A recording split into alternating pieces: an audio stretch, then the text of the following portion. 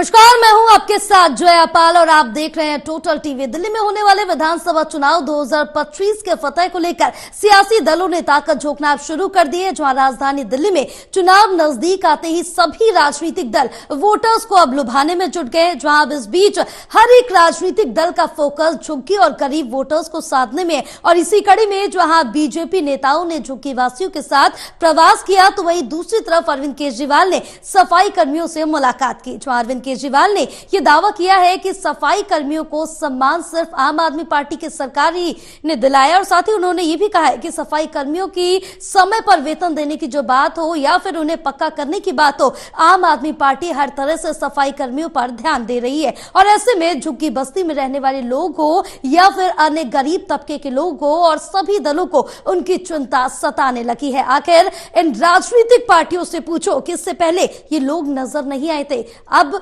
क्यों ये नजर आ रहे हैं। अब आखिर सवाल ये उठता है कि क्या वोटर्स को इन राजनीतिक दलों के ये लोक लुभावे जो दावे वादे हैं वो कितने ज्यादा पसंद आते हैं। इसी पर आज हम चर्चा करेंगे, लेकिन उससे पहले आपको दिखाएंगे रिपोर्ट।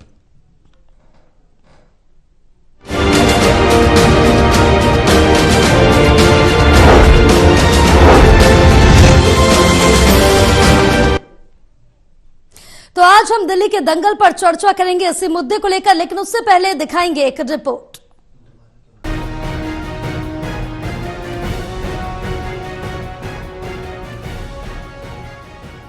राजधानी दिल्ली में चुनाव नजदीक आते ही सभी राजनीतिक दल वोटर्स को लुभाने में जुट गए हैं। हर राजनीतिक दल का फोकस झुग्गी और गरीब वोटर्स को साधने में है। इसी कड़ी में जहां बीजेपी नेताओं ने मंगलवार को झुग्गी वासियों के साथ प्रवास किया, तो वहीं दूसरी तरफ बुधवार को अरविंद केजरीवाल ने सफाई कर्मियों से मुलाकात की। अरविंद केजरीवाल ने दावा किया है कि सफाई कर्मियों को सम्मान सिर्फ आम आदमी पार्टी की सरकार ने ही दिलाया है। उन्होंने कहा कि चाहे सफाई कर्मियों को समय पर वेतन देने की बात हो या फिर उन्हें पक्का करने की, आम आदमी पार्टी ने हर तरह से सफाई कर्मियों का ध्यान रखा है। सफाई कर्मचारी हमारे समाज के एक तरह से गरीब तबके से आते हैं। इस मौके पे मैं सभी एमएलए से और काउंसलर से अपील करना चाहता हूं कि अपने अपने क्षेत्र के जितने सफाई कर्मचारी हैं, उन सफाई कर्मचारियों को काफी है तो हो सकता है 3 बार 4 बार में करना पड़े, अपने अपने घर पे चाय पे या खाने पे जरूर बुलाएं उनका सम्मान करने के लिए। ये बड़े बड़े नेता गरीबों के घर तो जाते हैं खाना खाने, अपने घर कोई नहीं बुलाता। आप अपने घर बुलाइए, उनका सम्मान कीजिए, उनके साथ बैठ के थोड़ा टाइम बिताइए। वहीं दूसरी तरफ दिल्ली के पूर्व सीएम अरविंद केजरीवाल की सफाई कर्मियों से मुलाकात को लेकर बीजेपी ने तंज कसा है। बीजेपी ने इसे पब्लिसिटी स्टंट करार दिया है। बीजेपी ने कहा कि चुनाव नजदीक आने के कारण आज सफाई कर्मी आप सरकार को याद आ रहे हैं। बीजेपी ने कहा कि आज दिल्ली विधानसभा और एमसीडी में दोनों जगह आपकी सरकार मौजूद है। बीजेपी ने कहा कि अगर सही मायनों में सफाई कर्मियों का भला आप सरकार चाहती है तो उन्हें बिना देर किए उन्हें पक्का करे। देखिए, अरविंद केजरीवाल का चुनावी शगुफा है। जब चुनाव दिल्ली में सर पे है तो उनको सफाई कर्मचारी याद आ रहे हैं। सफाई कर्मचारी का कोई अगर सम्मान किया है तो देश के यशस्वी प्रधानमंत्री नरेंद्र मोदी जी ने किए हैं। सफाई कर्मचारियों को इतना तक उन्होंने तो उनका पैर तक धोने का काम किया है सफाई कर्मचारियों का। लेकिन अरविंद केजरीवाल जी का 12 साल होने वाला है ये दिल्ली की गद्दी पर, लेकिन आज तक उन्होंने सफाई कर्मचारियों को याद नहीं किया। वहीं कांग्रेस पार्टी आप और बीजेपी दोनों पर निशाना साध रही है। कांग्रेस का कहना है कि दोनों पार्टी के नेता जनता को गुमराह कर रहे हैं। चुनाव आते ही केजरीवाल को गरीबों की याद आने लगी। केजरीवाल जी तो कर्मचारियों को साथ खाना लग गए हैं, और हमारे बीजेपी वाले भाई तो उससे भी 4 कदम आगे हैं। एक झोपड़ी में गरीब के यहाँ रहने लग गए हैं, उनको याद आ गया कि चुनाव जीत रहे हैं, और वो झोपड़ी में रहेंगे तो झोपड़ी वाले कहाँ रहेंगे, सवाल तो इस बात का है ना। और केजरीवाल जी ये वही कर्मचारी हैं जो अपने पैसे के लिए तरसते हैं, जिनको आपने तनख्वाह नहीं दी, डीटीसी ने भी हड़ताल कर दी, उनको भी आपने ऐसे मूर्ख बनाया। कहीं ना समझता हूँ चुनाव जीतने हैं तो अपने वादों को ढंग से तरीके से जनता के सामने रखो। ये ड्रामा और शोबाजी नहीं चलेगी। जिस तरह का आप ड्रामा करें, दिल्ली की जनता समझती है कोई जीतने वाला नहीं है। हर आदमी राहुल गांधी के साथ चलने को तैयार है और इस बार कांग्रेस का परचम लहराएगा। आपको थोड़ा इंतजार करना पड़ेगा, क्योंकि बीजेपी को भी देख लिया, आपको भी देख लिया दिल्ली और देश की जनता ने, अब कांग्रेस की बारी है। ऐसे में झुग्गी बस्ती में रहने वाले लोग हो या सफाई कर्मी या फिर अन्य गरीब तबके के लोग, चुनावी मौसम में सभी दलों को उनकी चिंता सताने लगी है। अब देखने वाली बात ये होगी कि आखिर वोटर्स को लुभाने का पार्टियों और नेताओं का ये तरीका कितना सफल होगा। टोटल टीवी के लिए दिल्ली से प्रणय शर्मा की रिपोर्ट।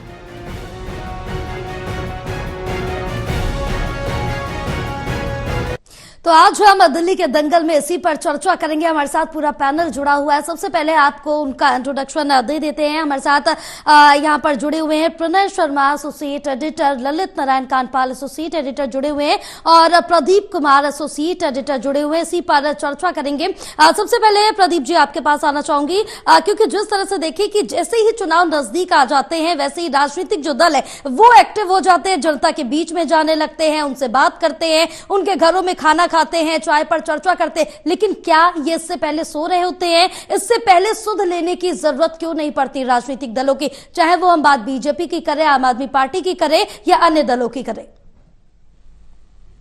देखिए, दिल्ली का चुनावी मुकाबला एक बड़ा मुकाबला है और इस लिहाज से जो कच्ची बस्तियां हैं, क्लस्टर क्षेत्र हैं, उन पर खास तौर से नजरें हमने देखा। अरविंद केजरीवाल ने जिस तरीके से इनको फोकस किया और सत्ता में जो इनके जो चाबी रही है वो झुग्गी बस्ती जो अवैध कॉलोनी जिनको कहा जाता है, उनका एक बड़ा वोट बैंक है। करीब 3.5 लाख जो परिवार है वो इन बस्तियों में रहते हैं, ये एक अनुमान है। इसके अलावा करीब 20 लाख जो आबादी, करीब 30% होती है, जो आंकड़ा हमें मिला है, ये काफी महत्वपूर्ण है, क्योंकि ये वो आंकड़ा है जो कहीं ना कहीं दिल्ली की सत्ता का रास्ता वो तय करता है। और ये करीब कुल अगर देखें तो दिल्ली के मतदान प्रतिशत के हिसाब से 30% बैठता है। लिहाजा इसको साधने के लिए आज झुग्गी बस्तियों की बात की जा रही है, उनके पुनर्वास की बात की जा रही है। एक बार फिर से उनको यहाँ पर चुनावी कैंपेन देखने को मिल रहा है और उसकी शुरुआत हमने देखी है। जो तस्वीरें सामने आई है, जो बीजेपी प्रदेश अध्यक्ष हैं वो दौरा कर रही हैं, रात्रि प्रवास कर रही हैं।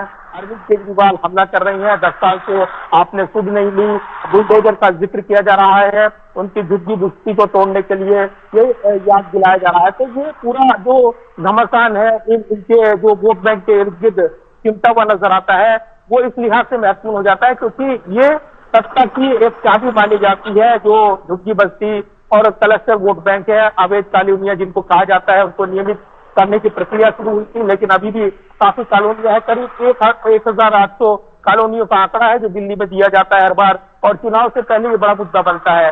तो एक बार फिर दिल्ली में चुनावी सरगर्मी है और उससे पहले जो झुग्गी बस्तियां हैं वो कहीं ना कहीं केंद्र बिंदु में आती हुई नजर आ रही हैं। तो आप समझ सकते हैं कि आने वाले समय में इनको फोकस करते हुए जो चुनावी रणनीति है वो देखने को मिलेगी। और इसलिए चाहे आम आदमी पार्टी की बात हो या बीजेपी की बात हो या फिर आप कांग्रेस की बात करें, इस मुकाबले में वापसी के लिए जो खोया हुआ जनाधार है, जो अरविंद केजरीवाल ने अपनी तरफ पूरी तरीके से स्विच कर लिया और उसके चलते उन्होंने दिल्ली की सत्ता को हासिल किया। तो फिर शीला दीक्षित के शासन के दौरान झुग्गी बस्ती उसको लेकर और कांग्रेस पर बड़े आरोप लगते थे कि वो केवल अवैध वोट बैंक को एक बड़ा हथियार बनाते राजनीतिक तौर पर, लेकिन उनके लिए उनकी नीतियां नहीं है, ये आरोप लगाते रहे हैं विरोधी दल। लेकिन अब सत्ता में वापसी के लिए एक बड़ा एक वोट बैंक है और इसको हासिल करने के लिए तीनों दल जोर आजमाइश कर रहे हैं। इसलिए चाहे वो कांग्रेस की परिवर्तन यात्रा हो, न्याय यात्रा, या फिर झुग्गी प्रवास हो, बीजेपी का जिस तरीके से मुहिम शुरू की गई है,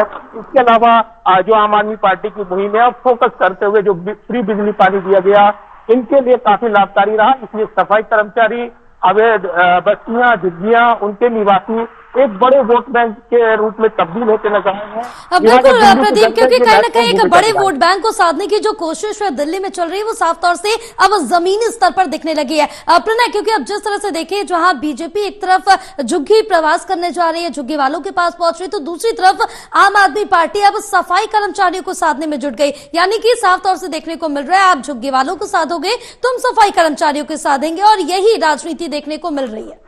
बिल्कुल, देखिए जया, आज की अगर हम बात पर चर्चा करें तो सबसे पहले आज अरविंद केजरीवाल ने अपने आवास पर नई दिल्ली विधानसभा में जो सफाई कर्मी हैं मौजूद हैं उनसे मुलाकात करी है। उनके आवास पर सफाई कर्मी पहुंचे थे, चाय पर उन्हें बुलाया था और अरविंद केजरीवाल ने पूरे सम्मान के साथ उनसे बात करी है, उनकी परेशानियों को सुना है, किस तरीके से स्थिति को सुधारा जा सकता है, इस पर चर्चा की है। आज अरविंद केजरीवाल ने इसकी शुरुआत कर दी है और कल से आम आदमी पार्टी के सभी विधायक पार्षद अपने आवास पर सफाई कर्मियों से मुलाकात करेंगे। तो साफ तौर पर चाहे एक तरफ बीजेपी झुग्गी वोटर्स में सेंध लगाने की कोशिश कर रही है, क्योंकि ये किसी से छुपा नहीं है कि अब ये जो वोट बैंक है जो कभी कांग्रेस का हुआ करता था वो अब आम आदमी पार्टी के पास जा पहुंचा है। और अगर दिल्ली की सत्ता पर काबिज होना है तो बीजेपी ये बात अच्छी तरह से समझती भी है कि उसमें सेंध लगानी बहुत ज्यादा जरूरी होगा। और यही कारण है कि कल हमने देखा कि बीजेपी के सभी नेताओं ने प्रवास किया था और कल ही रात में जया, हमने अभी तस्वीरें भी, जब पैकेज चल रहा था तो उसमें तस्वीरें भी थी कि मनीष सिसोदिया भी पहुंचे थे। वो पड़पड़गंज जंगपुरा विधानसभा, माफ कीजिए, उसमें सुंदर नगरी के पास एक कैंप था जहां पर करीब 1 साल पहले कार्रवाई की गई थी और वहां से झुग्गियों को हटाया गया था। तो उन लोगों से बात करने वो पहुंचे थे और उन्होंने केंद्र सरकार पर आरोप लगाया था, बीजेपी पर आरोप लगाया था कि ये जो अब मुलाकातें हो रही हैं, जो झुग्गियों में प्रवास हो रहा है, ये बस एक ड्रामा है और कुछ नहीं है। जबकि अभी भी प्रशासन के द्वारा जो झुग्गियों को तोड़ा जा रहा है, उन्हें हटाया जा रहा है, लोगों से घर छीने जा रहे हैं। तो इस मुद्दे पर राजनीति पूरी तरीके से गर्म है, चाहे बीजेपी की बात हो या आम आदमी पार्टी की बात हो। बिल्कुल ललित, अगर इस पर हम ये कहें कि अगर आप नहला फेंक रहे हैं तो हम दहला फेंकने के लिए तैयार है, और अगर आप बेगम फेंक रहे हैं तो हम इक्का फेंकेंगे, यानी कि आप झुग्गी प्रवास करेंगे तो हम सफाई कर्मचारियों को साधेंगे। देखिए, दरअसल यह स्थिति ये है दिल्ली में कि जो रिजर्व सीटें हैं, उन रिजर्व सीटों पर हर आदमी, हर पार्टी यही चाहता है कि दरअसल उनका दबदबा रहे। और यही नतीजा है कि पहले भारतीय जनता पार्टी ने प्रयास किया। भारतीय जनता पार्टी जो प्रवास कार्यक्रम चला रही है, ये उसका कोई नया कार्यक्रम नहीं है, वैसे ही ये कार्यक्रम वो चलाती है हर बार विधानसभा चुनाव से पहले, एमसीडी चुनाव से पहले ये देखने को मिलता है।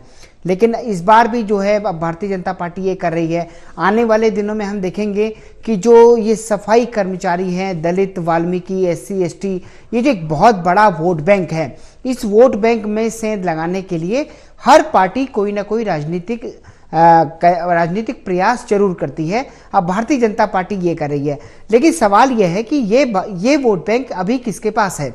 अभी अगर देखा जाए तो ये वोट बैंक आम आदमी पार्टी के पास है। और भारतीय जनता पार्टी को अगर दिल्ली में अपनी सरकार बनानी है तो उसे एक बहुत बड़े वोट शेयर का फासला पाटना है, और वही वोट शेयर जो है वो उसे इन्हीं से लेकर आना है। अब इसे वो कैसे डाइवर्ट करेगी? आप देख लीजिए, केजरीवाल सरकार ने इस वोट बैंक को इंटैक्ट रखने के लिए कई स्कीम्स लाई हुई है। वो सारी स्कीम्स इनको डेडिकेटेड हैं। वो नहीं चाहते कि वो किसी भी तरीके से इधर से उधर हों। ये बात आप समझ लीजिए कि कल भारतीय जनता पार्टी ने प्रवास कार्यक्रम किया और कल ही अरविंद केजरीवाल ने ऐलान कर दिया कि वो सफाई कर्मी से मिलेंगे। यानी कि अरविंद केजरीवाल की पार्टी 1 मिनट को यह बर्दाश्त नहीं कर सकती कि कोई पार्टी उसमें सेंध लगाए। कांग्रेस पार्टी का तो फिलहाल अभी कुछ रोड मैप जो है वो न्याय यात्रा के ही आसपास सिमटता हुआ दिखाई दे रहा है। उनका अभी कोई दूसरा कार्यक्रम फील्ड में वैसा नजर नहीं आ रहा है। लेकिन भारतीय जनता पार्टी जो है वो सेगमेंट वाइज अपने प्रचार को इस बार आगे बढ़ाती हुई दिख रही है। अभी उसने पहले ये प्रवास कार्यक्रम किया है, इसके बाद वो किसी दूसरे वर्ग में जो है साधने की कोशिश करेंगे। अगर मैं सही याद कर पा रहा हूं तो पिछली बार के विधानसभा चुनाव में भी 2014 की तर्ज पर चाय पर चर्चा का कार्यक्रम भी बहुत बड़े लेवल पर किया गया था। और इसमें भी जब वीरेंद्र सचदेवा पहुंचे थे तो, और जो हम तस्वीरें भी दिखा रहे हैं उसमें वो चाय पीते हुए नजर आ रहे थे। तो आप ये देखिए कि चाय पर चर्चा के जरिए भारतीय जनता पार्टी उस मध्यम वर्ग को साधने की कोशिश करती है जो कि उसका एक तरह से बहुत ही ट्रेडिशनल वोटर है। तो भारतीय जनता पार्टी के कार्यक्रम चलते रहते हैं और वो ये कार्यक्रम हमेशा ही करते रहते हैं। जो ललित ने बात करी है आरक्षित सीटों की, उसी को आगे बढ़ाते हुए बताऊं कि दिल्ली में 12 आरक्षित सीटें हैं जया, और ये जो आरक्षित सीटें हैं कहीं ना कहीं सत्ता की सीढ़ी तक पहुंचने के लिए ये बहुत ज्यादा महत्वपूर्ण हो जाती है।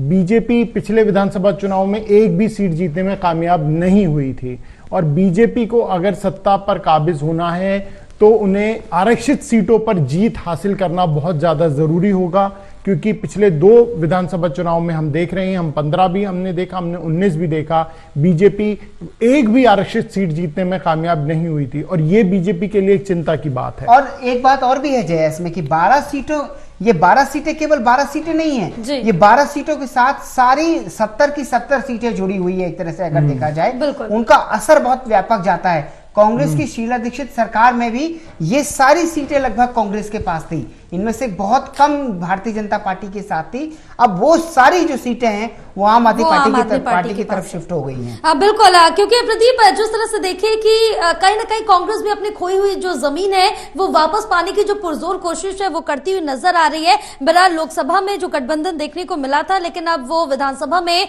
शायद ही देखने को मिले, क्योंकि अब आम आदमी पार्टी की जो पहली सूची है वो तो जारी कर दी गई है। अब आम आदमी पार्टी ने भी अपना एजेंडा सामने रख दिया है कि किस तरह से वो दिल्ली की जनता को साधेगी। लेकिन इस बीच एक सवाल ये भी उठता नजर आ रहा है कि ऐसा क्या होता है कि सातों की सातों लोकसभा सीटें बीजेपी के खाते में जाती है, लेकिन विधानसभा पे कहीं ना कहीं बीजेपी पिछड़ जा रही है। देखिए बिल्कुल, और जिस तरीके से हमने देखा है चुनावी लड़ाई में प्रधानमंत्री नरेंद्र मोदी का प्रमुख चेहरा और बीजेपी के जो राष्ट्रीय मुद्दे हैं वो आगे करते हुए चुनाव लड़ते हैं और उसका एक सकारात्मक असर वो राज्य में देखते हैं और उसकी पहल जो होती है वो कहीं न कहीं उनको बढ़त दिलाती है राजनीतिक तौर पर। लेकिन दिल्ली में हमने देखा है कि अलग अलग मुद्दे छाए रहते हैं, प्रवासी आबादी है, पूर्वांचल की आबादी है, तो ये मुद्दे अलग अलग यहाँ पर देखने को मिलते हैं और उसके चलते बीजेपी वो अच्छा प्रदर्शन जो दोहराने की कोशिश कर रही है, जो एक दौर में उनके नेताओं ने शायद सिंह वर्मा की बात हो, मदन की बात हो, उनकी बात हो, तो मुख्यमंत्री रहे हैं, या फिर उनकी जो सुषमा स्वराज पहले मुख्यमंत्री के तौर पर काबिज रही है वो रही हो। लेकिन दूसरी तरफ देखें तो उसके बाद सत्ता लगातार उनसे दूर रही है और ऐसे में वापसी के लिए जिस झुग्गी झोपड़ी वर्ग की बात की जा रही है, जिस बड़े वोट बैंक की बात की जा रही है, वो एक बड़ा फैक्टर बनकर उभरा है। हर चौथा मतदाता इन झुग्गी बस्तियों में रहता है।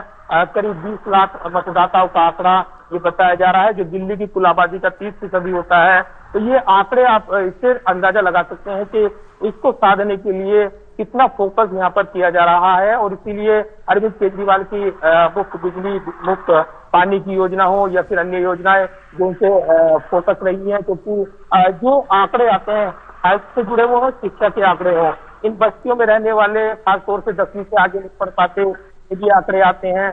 इन तमाम चीजें हैं जिनको फोकस करने के लिए विशेष तौर पर अरविंद केजरीवाल ने योजना शुरू की और जो स्कूल है सरकारी उनमें इन बच्चों को शिक्षा मिली, अच्छा उनका जीवन स्तर बने, इस तरह की कोशिश और ये शिक्षा मॉडल जो लाया गया, वहां पर झुग्गी बस्ती में फोकस किया गया, उससे वोट बैंक भी मजबूत हुआ उनका और इसके चलते कई फायदे उनको दिखाई दिए। तो यही वजह है कि इस वोट बैंक को ना खिसकने देना, क्योंकि ये वो वर्ग है जो बढ़ चढ़कर मतदान करता है, क्योंकि शहरी मतदाता आमतौर पर माना जाता है वो उदासीन रहता है और इसीलिए इस वर्ग पर फोकस करते हुए योजनाओं का विशेष एजेंडा आम आदमी पार्टी ने सेट किया था। तो ये वो वोट बैंक है जिसके सहारे कांग्रेस सत्ता पर काबिज रही है। शीला दीक्षित का ये पसंदीदा वोटर वर्ग रहा है, लेकिन इसमें बड़ी सेध लगाई जब अरविंद केजरीवाल ने भ्रष्टाचार के खिलाफ लड़ाई लड़ते हुए एक बड़ी एंट्री दी और उसके बाद हमने पासा पलटते हुए देखा और उसके बाद कांग्रेस के सहयोग से पहली बार सत्ता में और उसके बाद समीकरण बदले और उसके बाद अपने दम पर